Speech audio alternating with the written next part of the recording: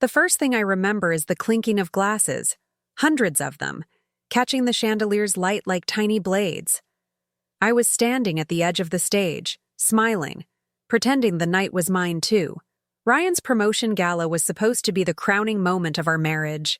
Years of sacrifice turned into applause.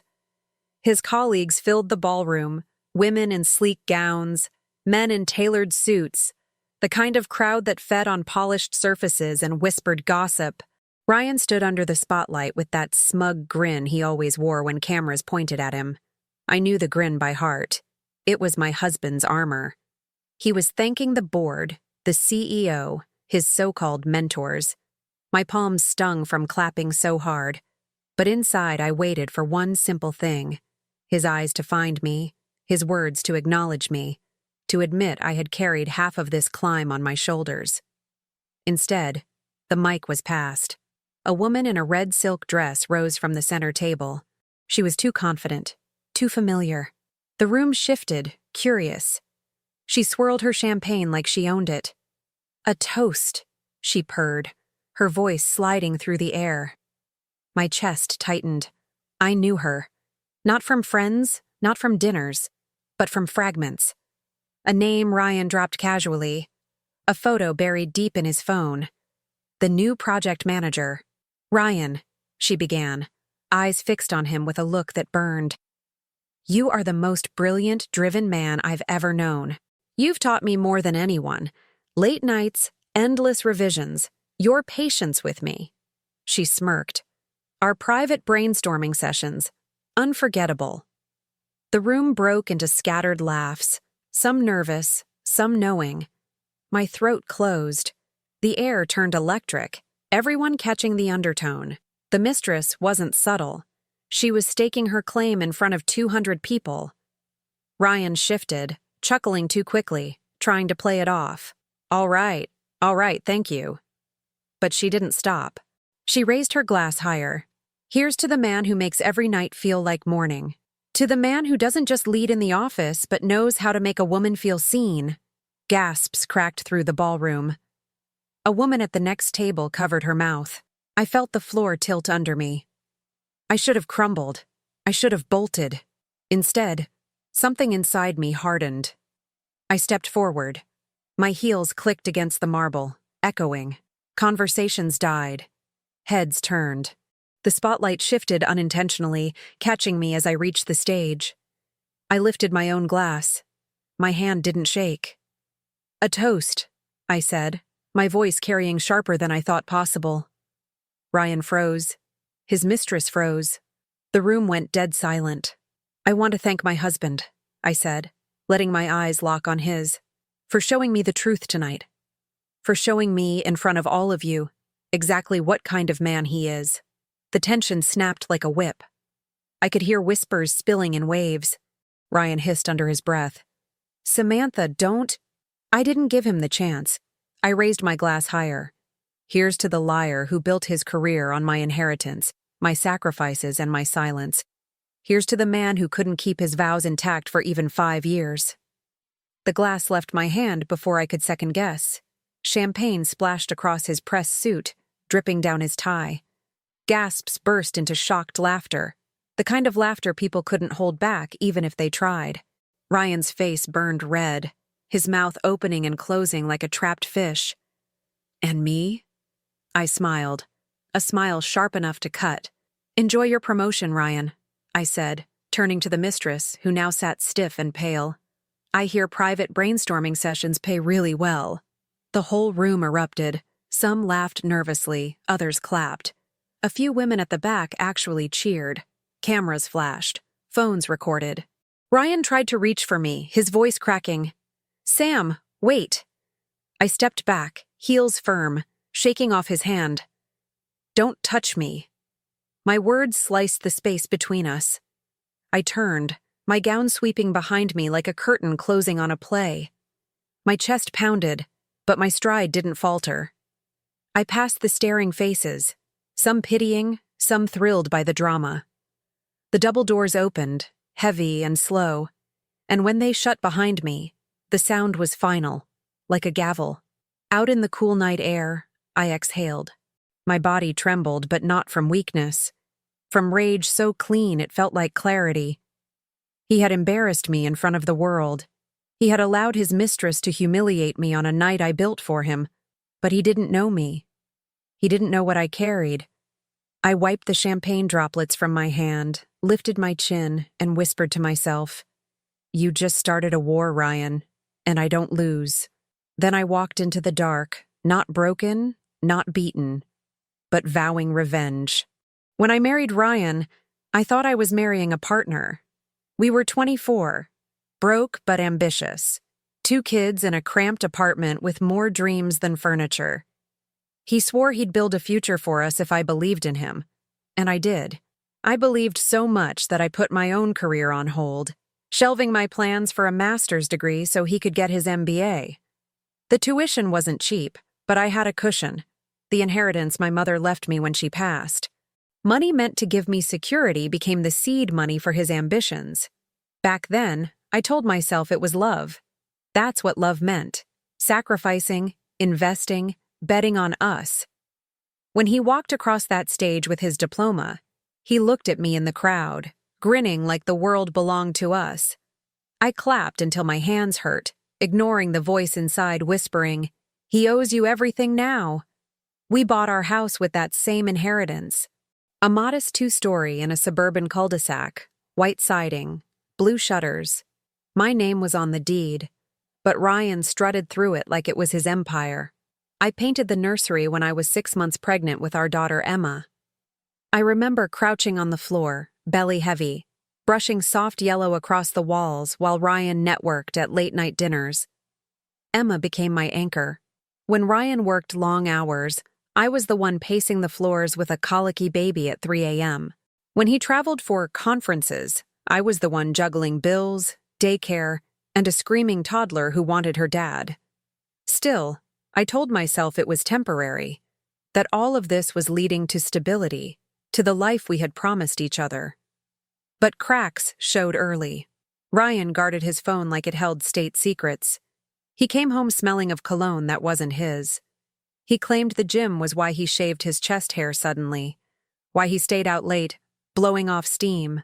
I noticed, but I swallowed it, telling myself I was paranoid, that every marriage had rough patches. The truth never hits you all at once. It seeps in like water through a crack in the ceiling, staining everything slowly until you can't unsee it. One afternoon, Emma was coloring at the kitchen table while I chopped vegetables for dinner. She looked up innocently and said, "Mommy, Daddy had ice cream with the pretty lady from his office today." She didn't mean to wound me. She said it the way children do, blurting out truth without understanding the weight. My knife froze midair. "What lady?" I asked, my voice steady though my chest roared. "The one with shiny red shoes?" They were laughing. She gave me a balloon. That was the first confirmation that I wasn't paranoid, that he wasn't just working late. He was building another life, testing how invisible he could make me. And then came the screenshots. A friend of mine, a woman from the neighborhood whose husband worked in Ryan's company, sent them late at night. Texts between Ryan and her coworker, words too familiar, too dirty, too full of private jokes to explain away. I stared at my phone until my vision blurred. My hands shook, but my gut was calm, icy. It wasn't just betrayal, it was proof. Proof that the sacrifices, the years, the inheritance, the child we brought into this world, none of it was enough to keep him loyal. By the time I walked into that gala, some part of me already knew. But standing there, hearing her toast, watching the smirk on his face as he let her humiliate me publicly, that was the moment it crystallized. This wasn't just my husband failing me. This was my husband stealing from me. My money, my years, my dignity, and handing it all to someone else. And now? He had no idea what I was about to take back. The morning after the gala, I woke up in the guest room at my friend Lauren's house with makeup still caked on my face and my phone buzzing nonstop. Missed calls from Ryan, texts alternating between panic and anger. "We need to talk." "Don't overreact. You embarrassed yourself last night." The audacity made me laugh, a low, bitter sound that startled even me. For the first time in 5 years, I didn't feel small. I felt awake. I sat up, pulled my laptop onto my knees, and began making lists. Not emotional ones, not what went wrong or why me. Real lists. Lawyers, banks, locks, daycare schedules. If Ryan wanted to play games in public, I was about to show him how quietly ruthless I could be. The first call I made was to a divorce attorney. A woman recommended by one of Lauren's co-workers, known for being merciless and efficient. She picked up within 2 rings, her tone calm but firm. I told her everything. She didn't flinch. She gave me instructions. Gather financial documents, freeze joint accounts before he drained them, secure proof of infidelity. We'll use his arrogance against him, she said. Those words tasted like oxygen. Next, I logged into our joint bank account. His credit cards were attached to it, and he was careless with spending. Luxury dinners, hotel charges disguised as business expenses, all right there. My hands didn't shake as I transferred most of the funds into a separate account in my name only. Money I had earned, money that was mine from the beginning. The screen flashed confirmation. Transfer complete. It felt like armor clicking into place. Then came the house. My house. I called the locksmith and scheduled a change of locks for that evening. If Ryan thought he could stroll back into the blue-shuttered suburban dream we built on my inheritance, he had another thing coming. I moved like a woman possessed, packing boxes with Emma's essentials at Lauren's while she played with her daughter in the living room. Toothbrush, pajamas, her favorite stuffed rabbit. Everything else could wait. I wasn't dragging chaos into my child's life. I was going to build us stability on my terms. Ryan's messages grew nastier as the day stretched. You can't do this. We need to be a team. Stop acting crazy. Crazy. That word always made my blood boil. It was the word men used when women stopped being convenient. By evening, I drove back to the house with Lauren beside me. The locksmith was finishing up as we pulled in. The look on Ryan's face when he arrived minutes later is burned into my memory. Confusion melting into disbelief, then rage. "What the hell is this?" he shouted from the driveway. His tie loosened, his eyes bloodshot. "Security," I answered flatly, stepping out of the car. He stormed up the path, trying to push past me, but the locksmith blocked him.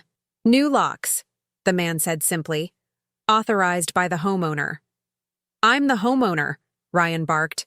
"No," I said, holding up the deed folder. "You're a guest, one who just overstayed his welcome." The veins in his neck pulsed. He looked at me like I'd ripped the ground from under his feet. And in a way, I had. For years, he'd counted on me being soft, forgiving, pliable. That woman was gone. "Sam, don't do this," he said, lowering his voice, trying to pivot back to charm. "Think about Emma. Think about what this looks like." I stepped closer, close enough that he couldn't mistake my tone for weakness. "I am thinking about Emma. I'm thinking about the kind of man she sees as a role model, and I'd rather raise her alone than let her grow up believing lies are normal." His jaw clenched. He opened his mouth, but no words came out. For the first time in years, Ryan was speechless. I shut the folder, turned my back, and walked inside. Behind me, he cursed, kicked the step, and called my name like it still held power. But his voice sounded small now, muffled by the closing door. That night, I sat in the living room with Lauren, sipping tea while Emma slept upstairs. My body was drained, but my mind was sharp. I wasn't a victim anymore. I was a strategist. Every move from here forward would be deliberate, calculated, merciless. Ryan thought the Gala was the peak of his career, the night he had it all. What he didn't realize was that it was also the night he lost everything, and I was going to make sure he never got it back. The morning after I changed the locks felt like the first clear day after a storm. Cold, bright, everything visible. Word travels faster than loyalty in small, polished worlds. By 9, my phone buzzed with texts from people I barely knew. Links to clips of the Gala, screenshots of last night's toast, comments that ranged from sympathetic to gleeful. The video was already looping on someone's feed. Me, glass raised, champagne splashing across Ryan's suit like the punctuation mark to a sentence nobody wanted to finish. At noon, the first ripple hit Ryan where he thought he was untouchable: his calendar. His executive assistant called the office in a panic. A board member had emailed about errant charges on the corporate card flagged by accounting. The CFO wanted an immediate reconciliation. I didn't need to be the one to tell them. I'd frozen the joint accounts and moved funds that should have been untouchable in Ryan's careless bookkeeping. I let the bank and my lawyer do their jobs quietly. Public ruination tastes better when it's inevitable and clean. By mid-afternoon, I started hearing things through mutual friends and old neighbors. The mistress, Maya, received a terse message from HR asking her to come in for a routine conversation. Her name was suddenly a liability. People who used to smile at her in the elevator avoided eye contact. The woman who'd laughed loudest at the gala now found herself on the defensive in meetings. Her ideas met with clipped nods instead of applause. You don't get to rewrite a scandal without collateral. I watched, detached and surgical, as the scaffolding around Ryan's secret life creaked. At Ryan's office, whispers mutated into inquiries. Clients texted me, odd, awkward messages of concern about leadership stability. An investor's partner sent a bland note asking if everything at home was in order. That's how these worlds work. Personal cracks become professional fissures the moment discretion fails. He had always counted on appearances. I made sure appearance became evidence. Then came the texts from people I thought would take his side. My sister-in-law, who'd long admired him, wrote to say she was saddened and hoped we could work things out. Another friend sent a private message. If you need anything, call me. It was a string of half-supports, the kind that cost nothing and meant less. A couple I'd invited to brunch last month stopped returning my messages altogether. On the other side of the city, Maya's social media went quiet. Her followers plateaued, then dipped. Her LinkedIn, which once sang with endorsements, now bore the hollow silence that only corporate caution can manufacture. HR's routine conversation apparently turned into a suspension pending an internal review. She tried to call Ryan, once, twice, but his phone was a litany of missed calls and ignored voicemails. Pride dissolves quickly when your power base evaporates. At home, the ripple looked different. Emma's teacher pulled me aside at pickup, eyes soft. "She's been asking about Daddy," she said carefully. "Is everything okay?" I nodded, because I had already decided what safety looked like for my child. Predictability, shelter from spectacle, explanations measured to her age. Emma needed boundaries, not the messy adult reruns that had shredded our last few years. I promised the teacher I was handling it. That afternoon, Ryan escalated from texts to theatrics. He showed up at my front door, literally. Not the shouting on the driveway from the night I changed the locks, but this time he came with an entourage, a lawyer I didn't recognize, and a camera phone held like a talisman. He banged on the door until Lauren answered, furious and exhausted. He wanted to come in. He wanted to see Emma. He wanted to talk. He wanted to fix whatever he thought a few apologies could patch up. Lauren stood between them, arms crossed, eyes cold. "She's not here," Lauren said. "And you need to leave." Ryan tried to push past, voice rising into pleading. Passers-by slowed. Someone recorded, the circle tightening. The humiliation he feared had become public again, and this time there were witnesses outside the ballroom's glow. He pleaded for me to answer. He called me every name save the one I wanted him to use. Please. Instead, he insisted the narrative he'd fed himself for years, that he was the wronged husband, that I'd overreacted, still had legs. He had no clue how fast things were falling apart for him. He had no idea that overreacting was the phrase abusers used to silence the auction of their conscience. When the locksmith came down to tell him the locks had been changed legally and the banker's letter arrived confirming the temporary freeze on certain accounts, his face shifted from fury to naked panic. He kept glancing at the camera phone, desperate that someone would record a version of him that wanted sympathy. The world outside Lauren's door provided none. He reached for his phone, dialing my number again and again. My phone buzzed in my bag upstairs. I watched the screen light up through my bedroom door while Emma slept, small and unaware of the tectonic plates shifting under her life. I didn't answer. I let it ring out. I stayed quiet, because quiet had become my weapon, strategic, immovable. When his last voicemail landed, breathless and frantic, saying, "Sam, you can't do this. Please." For Emma, I felt something like pity, but it was quick and useless. This was the first consequence, the beginning of the unraveling. He stomped his feet in the driveway and then retreated, for now. But he had tasted panic, and panic does strange things to men who've always been allowed to pretend they're immune. He would be back, angrier, more dangerous, more careless. Outside, a neighbor whispered to another, "Did you see?" And the world kept spinning, taking his dignity with it. Inside, I sat close to the phone, the silence a humming promise. I had started the first domino. The rest would fall. Ryan's first desperate outburst at the door had been pathetic, but predictable. I knew it wouldn't be the last. Men like him don't fold quickly, they flail. He spent the next week trying to control the story, calling mutual friends, hinting that I'd had some emotional breakdown, that the gala scene was me acting out of stress. His voice always sounded calm in public, calculated, like he could still polish the surface if he scrubbed hard enough. But I wasn't about to let him repaint reality. The opportunity came faster than I expected. His sister's birthday dinner. An upscale restaurant downtown. The kind of place where the waiters glide instead of walk, and every wine bottle costs more than a week's groceries. He was bold enough to show up with Maya clinging to his arm, pretending nothing had cracked. Family, friends, colleagues from the firm. Half the city's gossip mill squeezed into that dining room. I hadn't planned on going, but when his sister texted me, "I want you there, please. He doesn't get to erase you from family," I decided it was time. Public humiliation had started this story. It would damn well continue in public. I walked in 10 minutes late, deliberate. Every head turned. Conversations stuttered. Ryan's jaw went slack.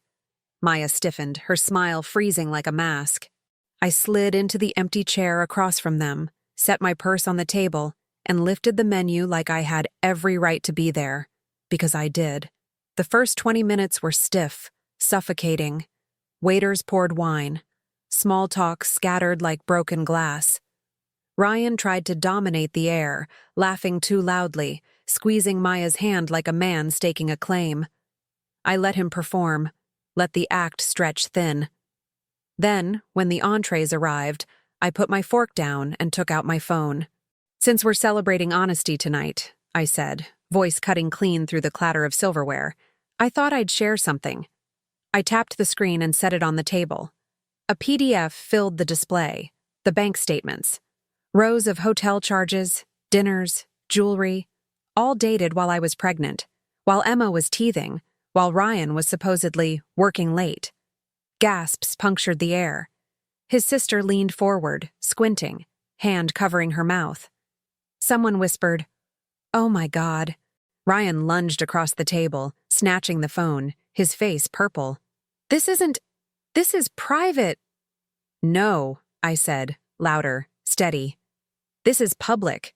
Because you made it public the night your mistress toasted you in front of 200 people. I tilted my head toward Maya, whose face had drained of color.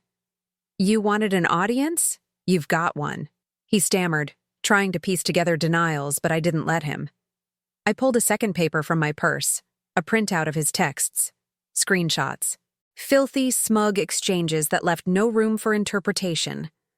I slid them across the table like poker cards. "That's not stress, Ryan. That's betrayal." With receipts. The room erupted in whispers, chairs scraping as people craned to see. Maya shoved her chair back, cheeks blazing, muttering, "I didn't sign up for this." She grabbed her purse, ignored Ryan's hissed protests, and bolted toward the door. Half the restaurant watched her go. Ryan's control shattered. "You vindictive..." I cut him off with a laugh. Cold, sharp, final. Vindictive? No, just finished being silent. I rose, letting the chair scrape dramatically against the polished floor.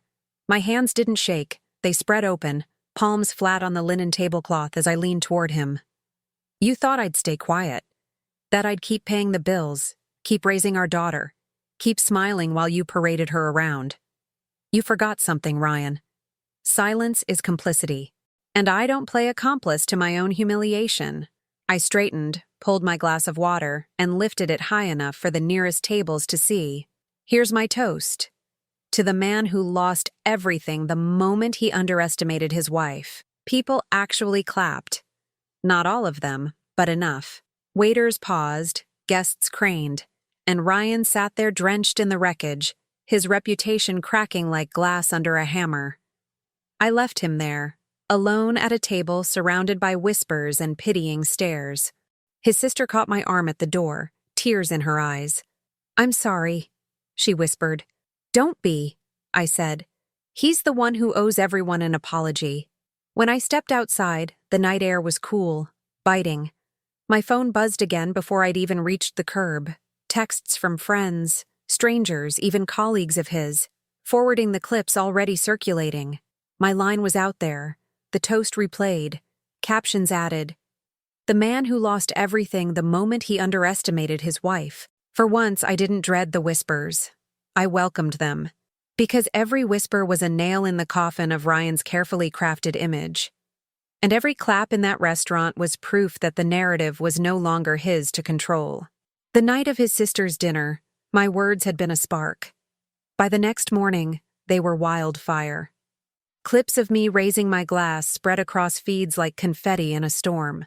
The man who lost everything the moment he underestimated his wife became a caption, a quote on Twitter, a meme plastered over stock photos of ruined castles. By noon, the phrase was a trending hashtag. At first, Ryan tried to ignore it. He posted a stiff photo of himself in a tailored suit with a caption about rising above negativity and focusing on his career. It backfired instantly. Comments poured in, tearing him apart. Maybe rise above your mistress instead? Career built on wife's money, apparently. Screenshots of his spending habits, the very ones I had laid on the table, started circulating in threads. People tagged the company, the board, even clients. Silence from his end wasn't enough. The world smelled blood. 2 days later, he went on offense. A glossy interview in a local business magazine appeared online, his photo airbrushed, his smile strained. The headline screamed, "Executive denies allegations. This is a personal attack." In the article, he painted himself as the victim of a bitter, unstable spouse, claiming I had misunderstood his relationship with a coworker, that my outburst at the gala had caused undue embarrassment to his colleagues. He even dared to say he hoped I would seek help.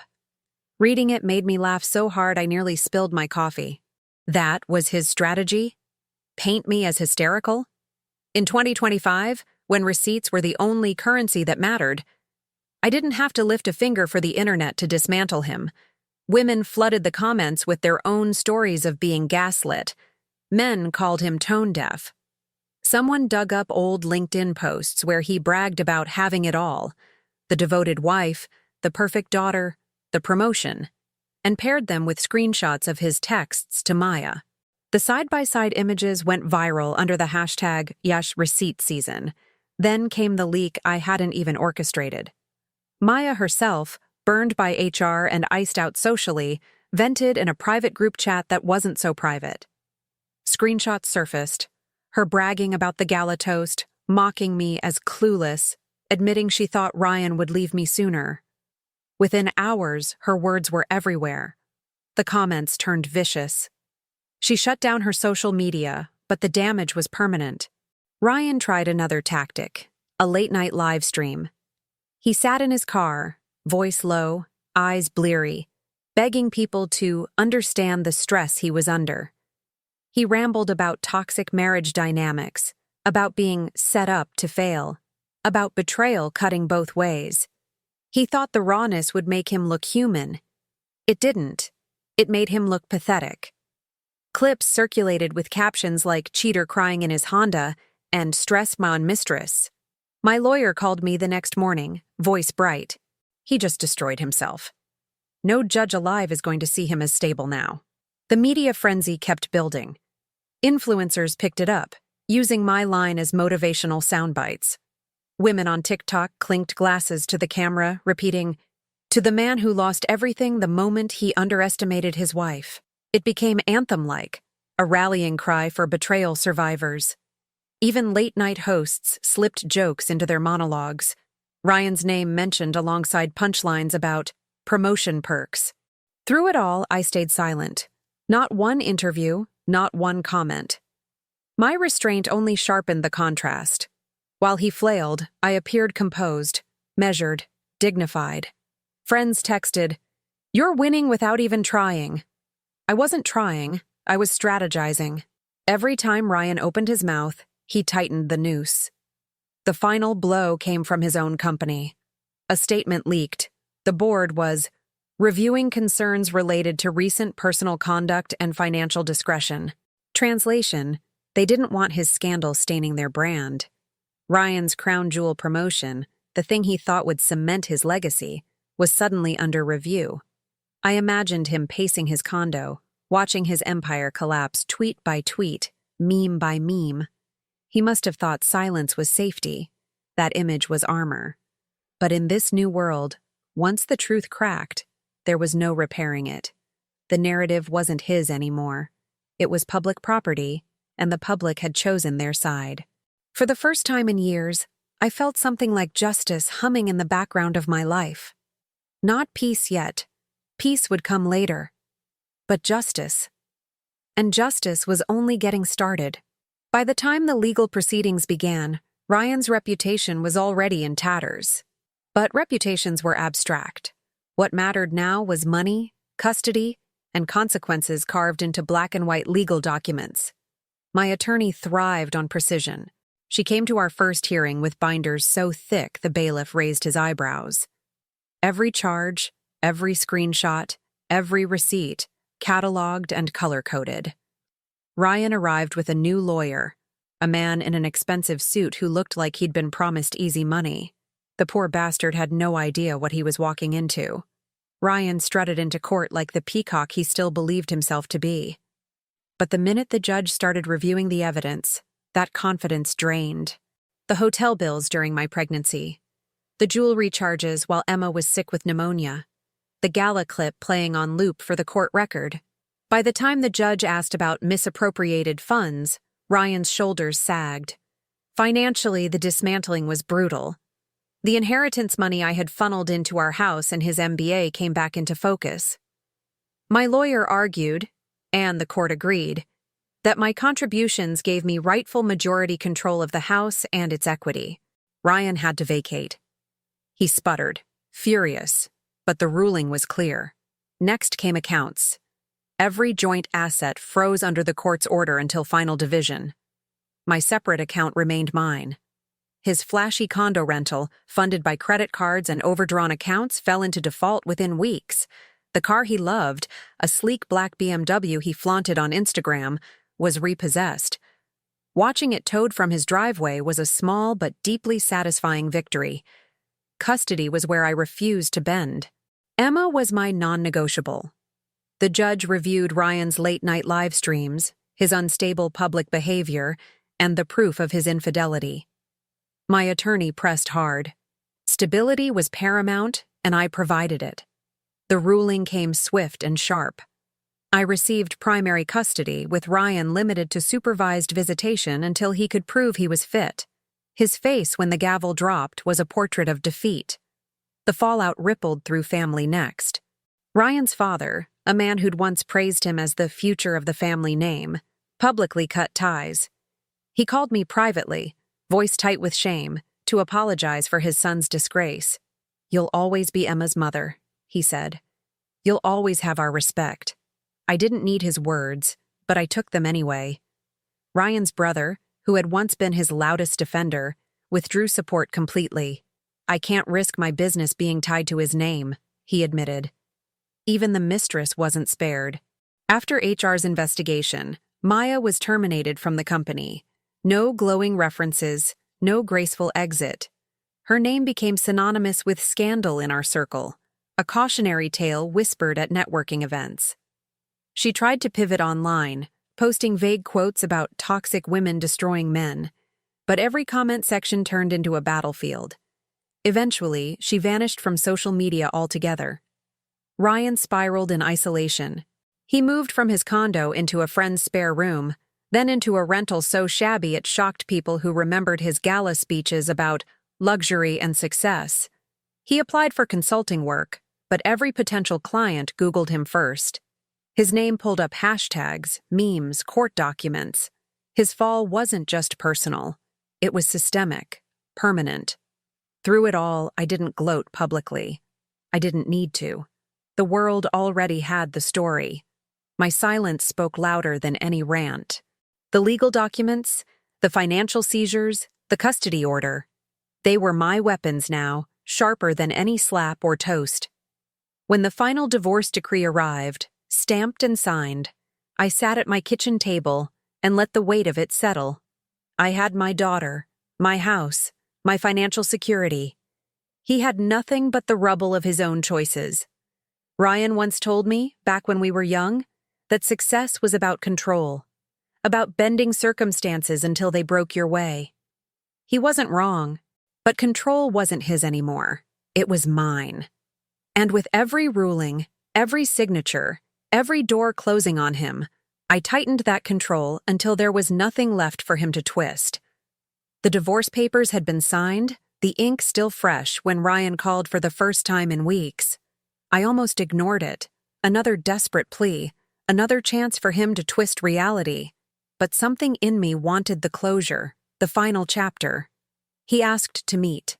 His voice wasn't commanding anymore. It was thin, frayed, like a man out of moves. We met at a cafe just outside the courthouse, neutral ground. Not glamorous, not private, just plain enough that no one would mistake the purpose. I arrived early, sat near the window, and ordered black coffee I didn't touch. The hum of conversation around me was background noise, a reminder that the world kept moving no matter how loudly two lives collapsed. When he walked in, I almost didn't recognize him. The tailored suits were gone, replaced by a wrinkled button-down, the kind of shirt that looked slept in. His hair was unkempt, his jawline sagging from stress and cheap takeout. He scanned the room nervously, then spotted me. For a moment, I saw flickers of the man I had once believed in. Then I remembered the champagne dripping down his tie at the gala, the smirk on Maya's face as she toasted him, and the pity vanished. He sat down without asking, slumping into the chair across from me. "Sam?"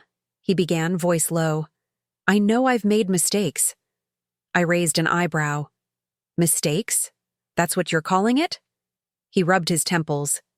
"I don't even know where to start. Everything's gone. The promotion, the house, the car. Maya's gone too." His laugh was bitter, hollow.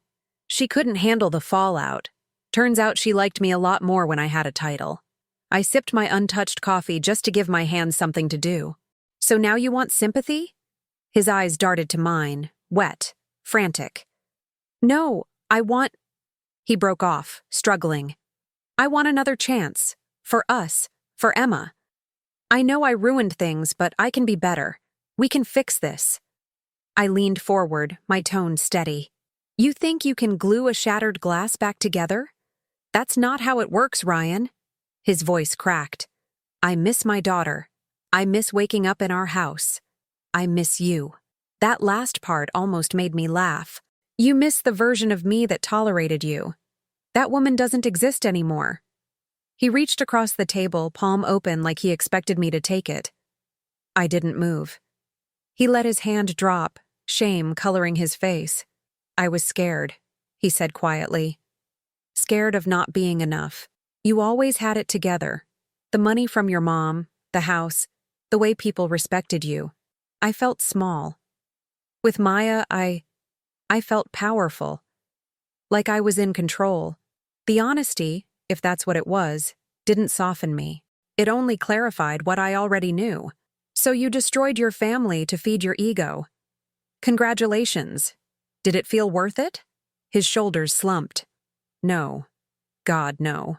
We sat in silence for a long beat, the clatter of dishes and low chatter around us filling the gap. He looked at me like a drowning man searching for land. Finally, I spoke. Do you know what I see when I look at you now? Not a husband, not even an enemy. Just a man who took everything he was given and burned it to the ground. You're the architect of your own destruction, Ryan, and I won't be your cleanup crew. His face broke. Tears welled, spilling despite his effort to blink them back. He covered his mouth with one hand, shaking his head like if he shook hard enough, reality would rearrange itself. Sam, please, he whispered. Don't leave me like this. I don't know who I am without you. I stood, slow and deliberate. My chair scraped back, heads turning from nearby tables. I didn't care. Then I guess it's time you find out. I slung my bag over my shoulder and left him there, hunched over a chipped cafe table, a ghost of the man who once thought he owned the world. His sobs chased me to the door, but I didn't look back. Outside, the air was brisk, sunlight cutting through the clouds. I inhaled deeply, filling my lungs with freedom. For the first time in years, I wasn't defined by him, by his ambitions, his failures, his betrayals. I was my own story now, and as the cafe door swung shut behind me, I knew one thing with absolute clarity. Ryan Collins was no longer my problem. 1 year later, the sound of laughter fills my kitchen the way silence once did.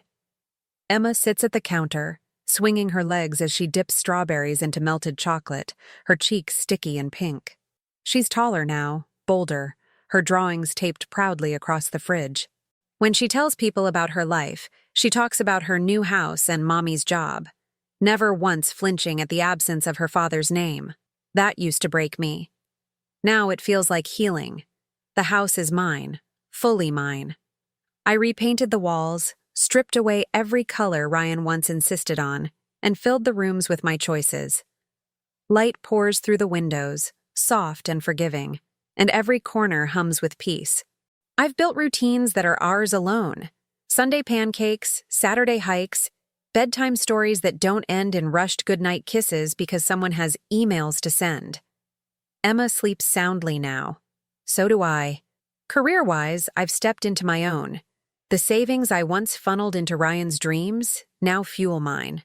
I launched a small consultancy, building on the networks I'd built in silence while he strutted in boardrooms. Clients came faster than I expected. Many of them women who said they admired how I carried myself through the chaos. I never planned to be anyone's symbol, but in a way, that's what I became. The viral toast line still floats around the internet, stitched into videos, quoted in podcasts. I didn't set out to start a movement, but sometimes the most powerful things are born from survival. And Ryan? He exists, but only in the background noise of gossip.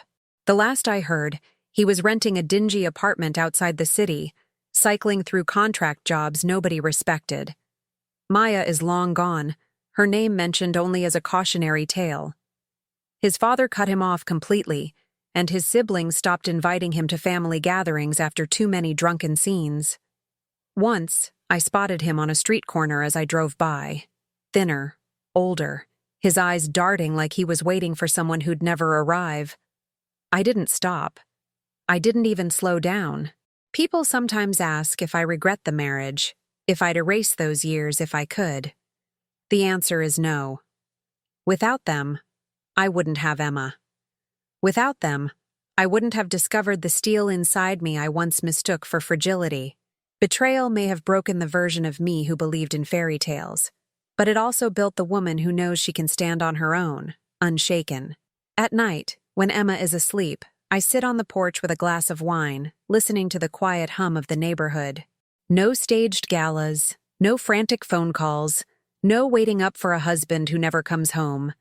Just me, my daughter, and the steady rhythm of a life reclaimed. I used to think freedom came from being loved right. Now I know it comes from walking away when you're not.